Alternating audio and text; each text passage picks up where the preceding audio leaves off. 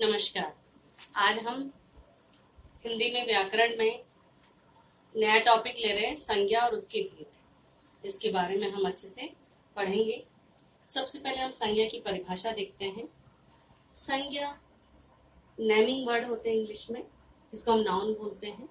किसी व्यक्ति, स्थान, प्राणी, वस्तु और भाव आदि के नाम को हम संज्ञा कहते हैं।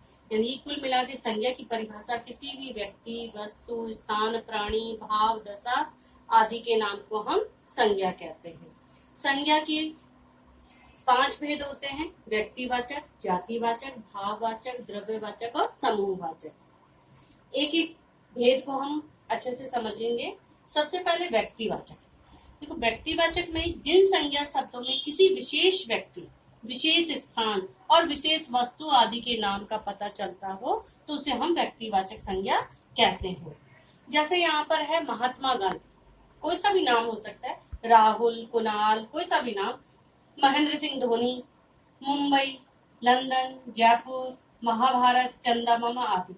यानी कि कोई वस्तु विशेष भी हो सकता है, व्यक्ति विशेष भी हो सकता है, स्थान विशेष भी हो सकता है, उसे हम व्यक्तिवाचक संज्ञा कहते हैं। दूसरा है जातिवाचक। जिन संज्ञा शब्दों से उसके पूरे वर्ग या जाति का बोध होता हो उसे हम जातिवाचक संज्ञा कहते हैं। जातिवाचक और समूहवाचक में हमें थोड़ा सा भेद रखना है, ध्यान रखना है। वहाँ समूह या समुदाय का बोध होता है और यहाँ पर वर्ग या जाति का बोध होता है।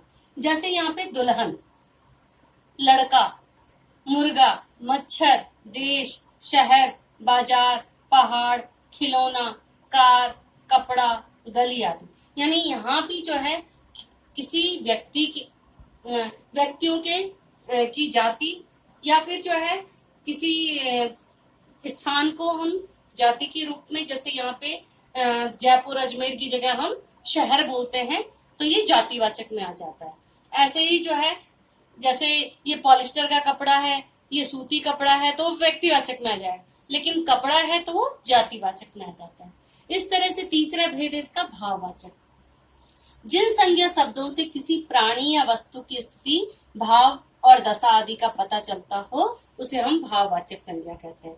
जैसे यहाँ पर है थकान, मुस्कुराहट, लड़ाई, बहाव, गर्मी, बुढ़ापा, प्यार, हंसी आदि ये भाव को संबोधित करते हैं और इसलिए ऐसे संज्ञा शब्दों को हम भाववाचक संज्ञा शब्द कहते हैं। इसका चौथा भेद है द्रव्यवाचक। द्रव्य का मतलब होता है कि जैसे इंग्लिश में हम लिक्विड कहते हैं, अब यहाँ पे लिक्विड ही नहीं, केवल द्रव्य का मतलब है कोई सा भी धातु हो सकता है, कोई सा भी जो है पदार्थ हो सकता है, कोई सा भी द्रव्य लिक्विड के रूप में हो सकता है।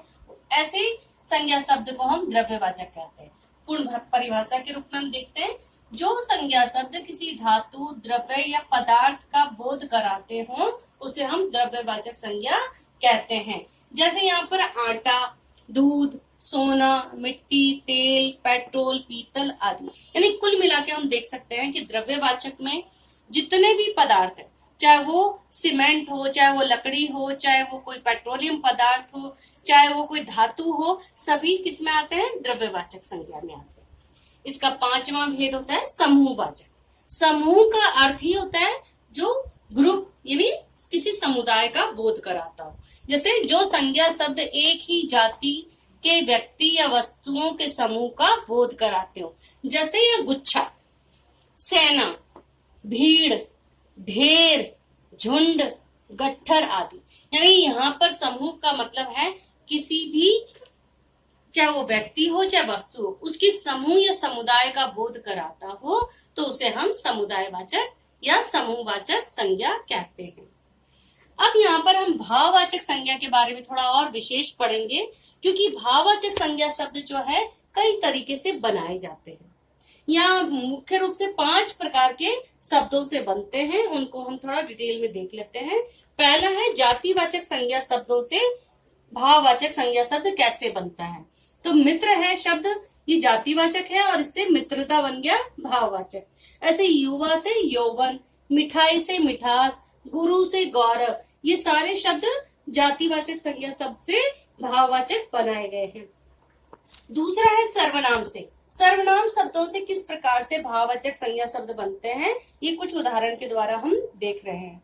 जैसे निज से निजता, मम से ममता, सर्व से सर्वस्व, पराया से परायापन। और इस प्रकार से आपने देखा कि सर्वनाम से किस प्रकार से हम भाववाचक संज्ञा शब्द बना रहे हैं। तीसरा है इसका विशेषण से।